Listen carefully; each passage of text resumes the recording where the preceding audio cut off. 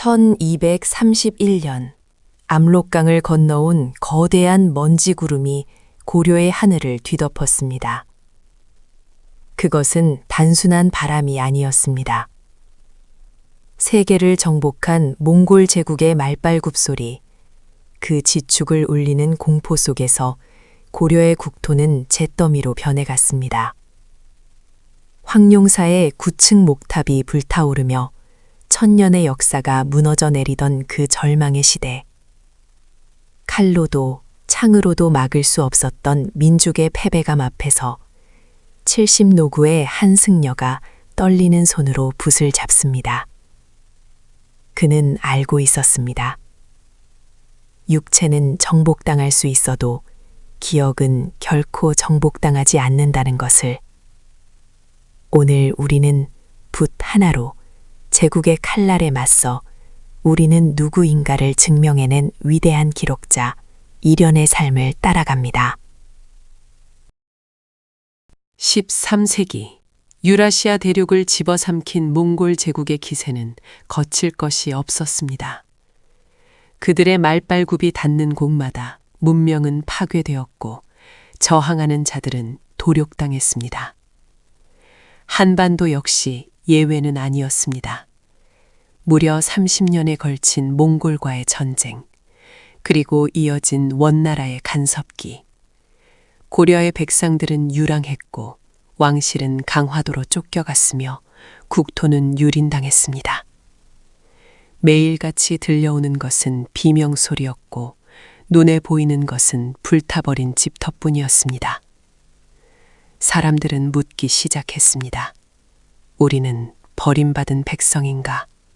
우리의 역사는 여기서 끝나는 것인가? 절망이 전염병처럼 번져나가던 그 시기였습니다. 경상북도 경산. 그곳에서 태어난 이련은 이 참혹한 시대를 온몸으로 겪으며 자랐습니다. 젊은 승려였던 그는 불타버린 사찰의 기둥을 어루만지며 깊은 고뇌에 빠졌습니다. 부처의 가르침은 고통을 직시하라 했으나 눈앞의 현실은 너무나 가혹했습니다. 그는 생각했습니다. 단순히 불경을 외우고 기도를 올리는 것만으로 이 백성들의 찢어진 마음을 위로할 수 있을까? 외세의 압제 속에서 자존감을 잃어가는 고려인들에게 진정 필요한 것은 무엇인가? 그는 깨달았습니다. 칼로 육체를 지키는 장수도 필요하지만 붓으로 정신을 지키는 승려도 필요하다는 사실을 말입니다. 그것이 그의 긴 여정의 시작이었습니다. 이련은 선방에만 앉아 있지 않았습니다. 그는 보찜 하나를 메고 전 국토를 유랑하기 시작했습니다. 그가 만난 것은 고위 관료나 학자가 아닌 전쟁에 남편을 잃은 아낙네, 밭을 갈던 늙은 농부, 그리고 이름 없는 떠돌이들이었습니다. 그들의 입에서는 놀라운 이야기들이 쏟아져 나왔습니다. 공식적인 역사서인 삼국사기에는 기록되지 않은 기이하고 신비로운 이야기들. 바위가 말을 하고 곰이 사람이 되며 하늘에서 알이 내려와 왕이 되었다는 그 황당무계한 전설들. 하지만 이련은 그 이야기들 속에서 백성들의 생명력을 보았습니다. 고통스러운 현실을 잊게 하고 우리 민족이 하늘의 자손이라는 자부심을 심어주는 그 이야기들이야말로 진짜 역사라고 그는 확신했습니다. 당시 고려의 지식인들은 유교적 합리주의에 심취해 있었습니다.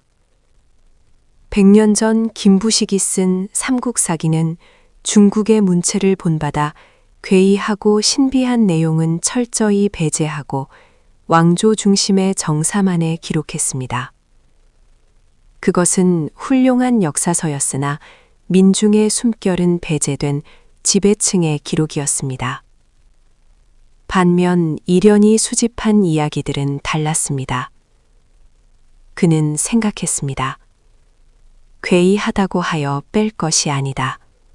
그것이 바로 우리 민족 고유의 정서다. 그는 유사, 즉 빠진 이야기 혹은 남겨진 이야기라는 제목을 통해 정사가 담지 못한 우리 민족의 심연을 기록하고자 했습니다. 사대주의에 젖어 우리의 뿌리를 부정하지 않고 있는 그대로의 날 것을 담겠다는 의지였습니다. 이련의 학식과 덕망은 널리 알려져 그는 충렬왕에 의해 나라의 스승인 국존의 자리에까지 올랐습니다. 모든 승려가 꿈꾸는 최고의 명예, 왕이 무릎을 꿇고 가르침을 청하는 자리였습니다. 그러나 화려한 개경의 궁궐 생활은 그에게 맞지 않았습니다. 그의 마음은 언제나 민초들과 잊혀져가는 이야기들에 가 있었습니다. 나의 소임은 권력의 정점에 서는 것이 아니라 기억의 밑바닥을 훑는 것이다. 그는 늙고 병든 몸을 이끌고 왕에게 간청하여 다시 산속의 작은 절, 인각사로 내려옵니다. 생의 마지막 순간을 바쳐 필생의 역작을 완성하기 위해서였습니다. 황금색 가사 대신 낡은 승복을 택한 그의 결정은 역사를 바꾸는 선택이 되었습니다. 군위의 인각사. 밤이 깊어지면 세상은 어둠에 잠기지만 이련의 방 창호지 문에는 밤새도록 희미한 불빛이 꺼지지 않았습니다. 80세가 가까운 나이. 눈은 침침하고 손은 떨렸습니다. 하지만 그는 멈출 수 없었습니다. 몽골의 지배하에 신음하는 백성들에게 우리는 본래 하늘을 열고 내려온 위대한 민족이라는 사실을 알려야 했기 때문입니다. 그는 기억을 더듬고 수십 년간 모은 자료들을 정리하며 한 글자 한 글자를 나무판에 새기듯 종이에 적어 내려갔습니다. 그것은 단순한 저술 활동이 아니었습니다. 무너져가는 고려의 정신적 기둥을 다시 세우는 축성 작업이었습니다. 그리고 마침내 삼국유사의 첫 장, 기편의 붓끝이 닿았습니다. 고기에 이르기를 옛날에 환인이 있었으니 이련은 떨리는 손으로 단군 왕검의 이야기를 써 내려갔습니다. 중국의 요임금과 같은 시기에 우리에게도 나라가 세워졌음을 선언하는 순간이었습니다. 이것은 엄청난 사건이었습니다. 당시 세계 질서의 중심이었던 중국과 대등한 역사를 가졌음을, 아니, 그보다 더 신성한 하늘의 혈통임을 천명한 것입니다. 곰과 호랑이의 이야기, 쑥과 마늘의 시련, 그리고 사람이 되어 환웅과 결혼한 웅녀의 이야기. 이 신화적 상징들은 우리 민족이 고난과 인내를 통해 인간다움을 획득하고 하늘과 땅의 조화 속에 태어난 존재임을 역설하고 있었습니다. 이련이 남긴 것은 건국 신화뿐만이 아니었습니다. 그는 신라의 향가 14수를 기록하여 사라질 뻔했던 고대 한국어의 아름다움을 오늘날까지 전해주었습니다. 서동요, 제망매가, 처용가. 이 노래들 속에는 왕실의 엄숙함이 아닌 사랑하고 슬퍼하며 역병을 쫓아내려 애쓰던 평범한 사람들의 숨결이 살아 숨쉬고 있습니다. 만약 삼국유사가 없었다면 우리는 우리 조상들이 어떤 노래를 부르며 삶의 애환을 달랬는지 영영 알 수 없었을 것입니다.